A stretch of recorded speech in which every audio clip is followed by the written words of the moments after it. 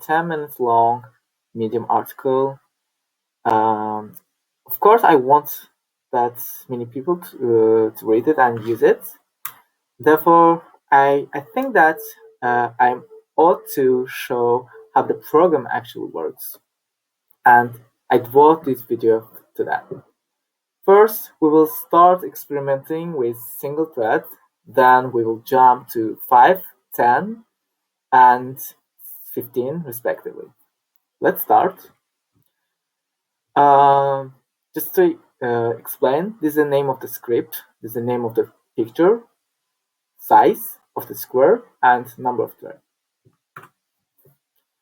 As you see, in single thread, it's kind of slow. It will take around 7 to 10 seconds to fully finalize the work. But depending on the CPU power, it might get even delayed. Let's say. Now we start experimenting with 5.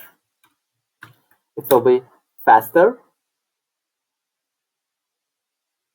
as you see, and now with 10, it will be even faster. Now, lastly, we will try, I will increase it to 20. I switch my mind, not 15, but 20. So that's it. I hope you enjoyed. Bye bye.